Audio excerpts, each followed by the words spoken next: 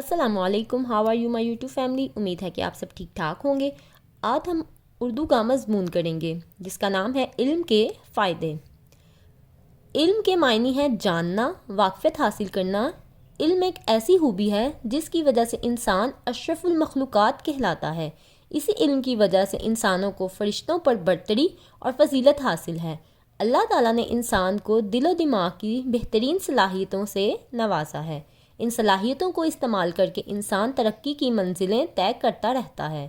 چنانچہ آج تک انسان نے جس قدر ترقی حاصل کی ہے وہ علم ہی کی بدولت ہے۔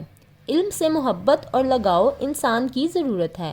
علامہ اقبال دعا کرتے ہیں، زندگی ہو میری پروانے کی صورت یا رب، علم کی شمع سے ہو مجھ کو محبت یا رب۔ اللہ تعالیٰ نے اپنے پیارے نبی صلی اللہ علیہ وآلہ وسلم کو یہ دعا سکھائی، ربی زدنی علما، ترجمہ، اے میرے رب میرے علم میں اضافہ فرما۔ قرآن مجید میں علم کی اہمیت اور فضیلت پر بہت زور دیا گیا ہے۔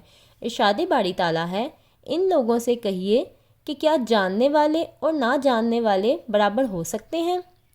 اس طرح ارشاد نبوی صلی اللہ علیہ وآلہ وسلم ہے، علم حاصل کرنا ہر مسلمان مرد اور عورت پر فرض ہے۔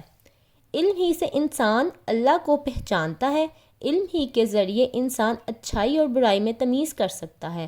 علم ایک ایسا نور ہے جس سے جہالت کے اندھیرے دور ہو جاتے ہیں۔ علم ایک لازوال دولت ہے، اس کو جتنا زیادہ خرچ کیا جائے یہ اتنی ہی بڑھتی ہے۔ اس کو کوئی چور بھی چرا نہیں سکتا۔ علم انسان کے اخلاق و سیرت کی تعمیر کرتا ہے۔ علم افراد ہی نہیں بلکہ ملکوں اور قوموں کی ترقی اور کامیابی کا ذریعہ بھی ہے۔ آج جو قومیں ترقی یافتہ کہلاتی ہیں وہ علم ہی کی بدولت اس مقام پر پہنچی ہیں۔ علم مسلمانوں کے عروج کا باعث رہا ہے۔